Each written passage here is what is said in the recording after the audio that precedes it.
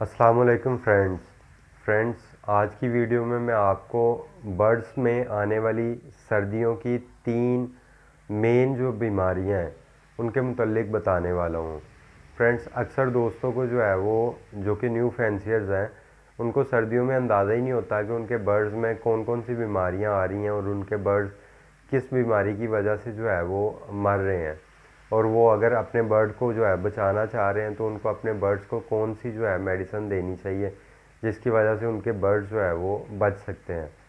तो फ्रेंड, मैं आपको बताने वाला हूँ कि सर्दियों में जो मेन 3 बीमारियाँ आपके बर्ड्स को आती हैं, आपने उनसे अपने बर्ड को कैसे बचाना है और अगर वो आ गई हैं तो उनका हल क्या है, उनकी मेडिसिन क्या है। तो फ्रेंड, वीडियो में आगे बढ़ने से पहले मेरी आपसे रिक्वेस्ट है कि आप मेरे चैनल को लाजमी सब्सक्राइब करें। इंशाल्लाह मैं गारंटी से कहता हूँ कि मैं आपको इस चैनल के ऊपर बर्ड को पालने से रिलेटेड हर किस्म की इन्फॉर्मेशन लाजमी देता रहूँगा।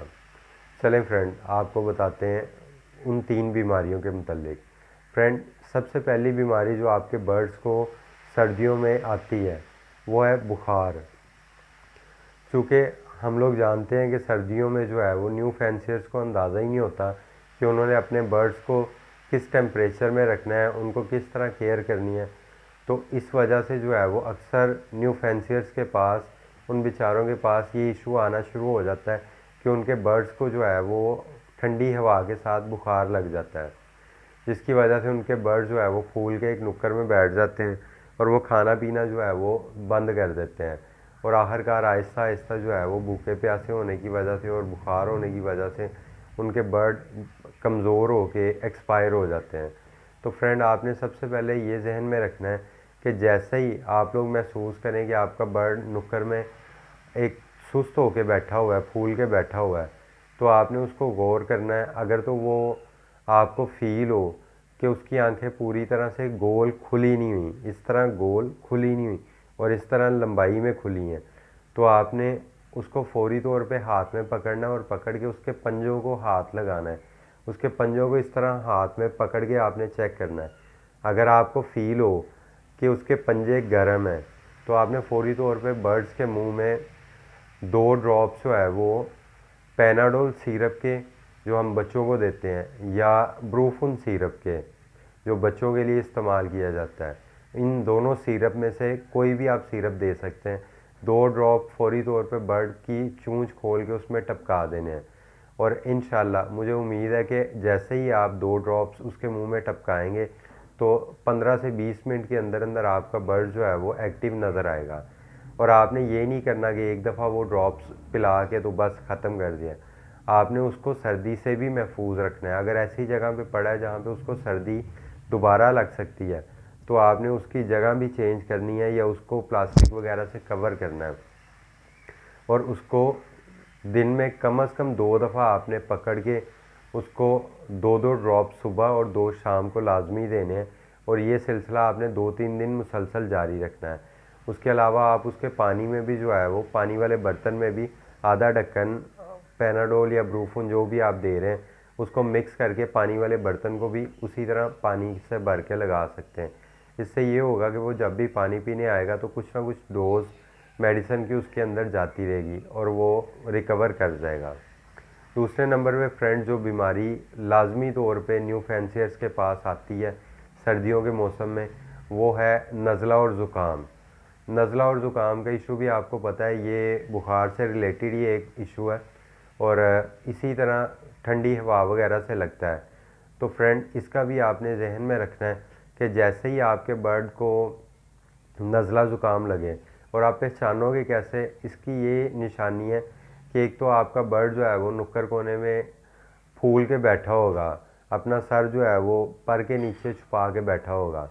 दूसरा, आपके बर्ड की नाक के जो नथने होते हैं, सुराख होते हैं, वो आपको गीले गीले फील होंगे। उसके इर्द गिर्द के पर जो है वो आपको गीले फील होंगे। उसके अलावा आप देखेंगे कि बर्ड बाजुका जो है वो छींक भी मार रहा होता है। तो इस चीज़ को आपने 2-3 जो साइन आपको बताए हैं, आपने इनको गौर करना है। अगर तो आपके बर्ड को नज़ला और ज़ुकाम है तो उसकी नोज़ जो है वो गीली गीली फील होगी और वो बर्ड छींके मारेगा और अपने सर को परों के नीचे दबा के जो है वो फूल के एक नुक्कड़ में बैठा होगा। इन तीनों पॉइंट्स को आपने जहन में रखना है।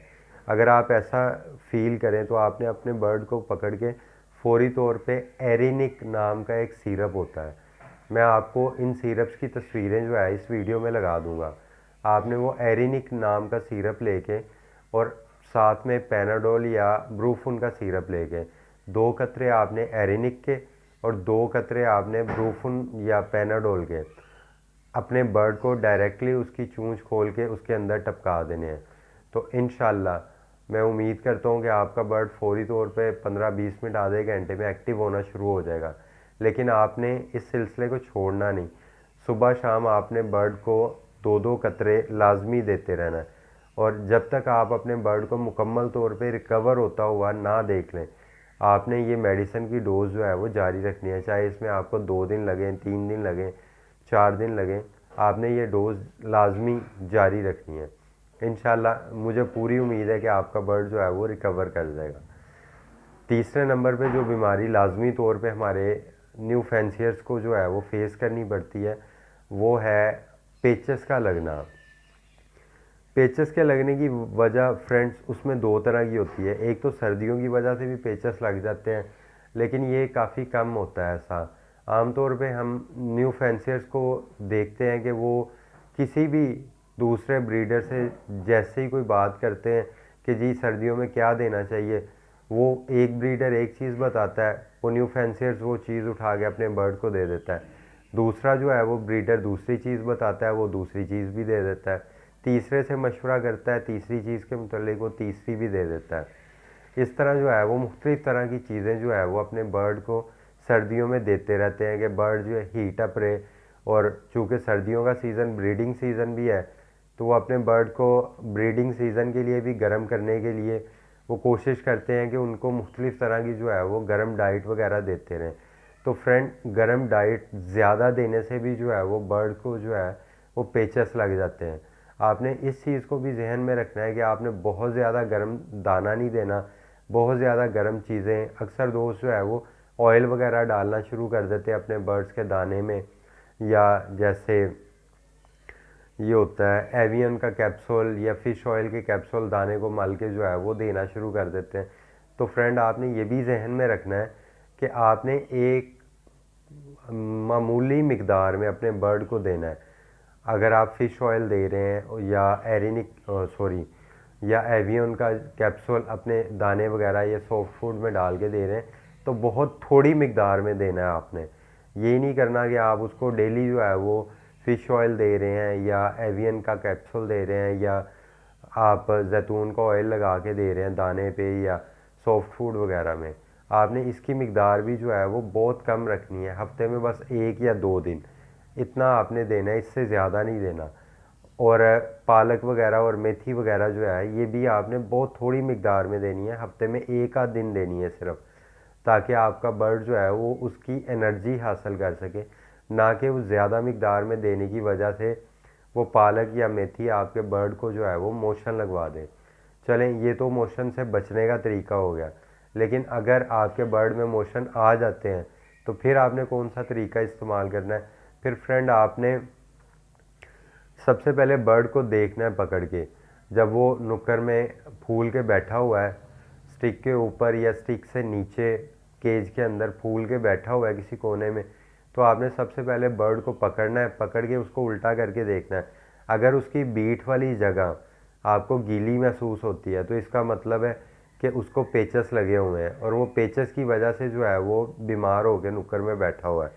तो आपने फ्रेंड सबसे पहले अपने बर्ड को एंटेमिजोल या फ्लैजल सिरप के जो है वो 2 कतरे फ़ौरन अपने बर्ड के मुंह में टपकाने हैं, ताकि जो है वो फौरी तौर पे उसको डोज जो है वो उसके अंदर जाए और उसकी जो पेचेस की वजह से कमज़ोरी होना शुरू हो रही है उसमें कमी आना शुरू हो।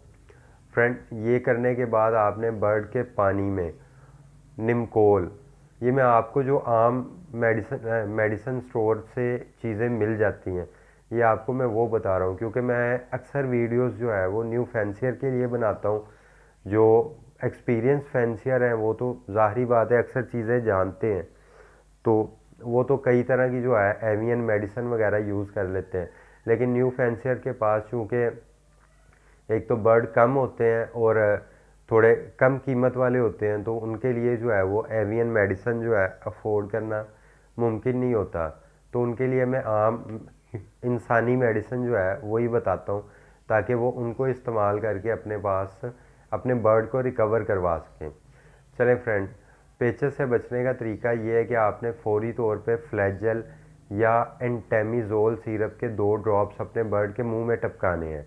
उसके बाद आपने उसके पानी वाले बर्तन में निमकोल वो थोड़ा सा मिक्स करके साथ में एंटेमिजोल या फ्लैजेल जो भी दोनों में से दे रहे हैं, आपने उनको उसमें जो है वो मिक्स करके मुस्तकिल तौर पे उसके केज में लगा छोड़ना है, ताकि वो जब भी पानी की तरफ आए तो उसको निमकोल और उसका फ्लैजल या एंटेमिजोल जो भी सिरप दे रहे हैं उसकी थोड़ी बहुत डोज उसके अंदर जाती रहे।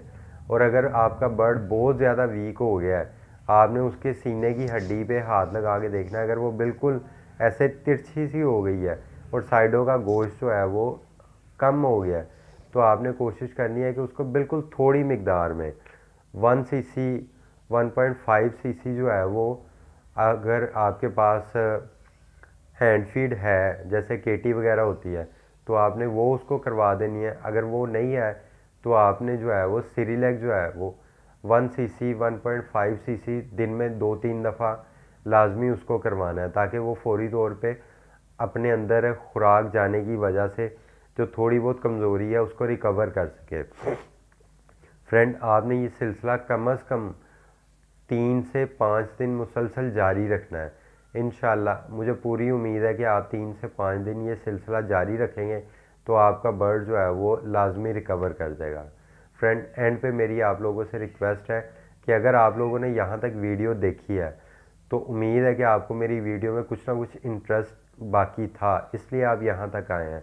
तो फ्रेंड, लाजमी मेरे चैनल को सब्सक्राइब करें और इस वीडियो को लाजमी लाइक करें अगर आपको अच्छी लगी है तो, और दूसरे दोस्तों के साथ भी लाजमी शेयर करें, ताकि उनमें से भी कोई ना कोई जो है वो अपने बर्ड को अगर बचाने में इस वीडियो में से कुछ हेल्प ले लेता है तो ये आपके लिए भी जो है वो सदका जारिया है। शुक्रिया। अल्लाह हाफिज़।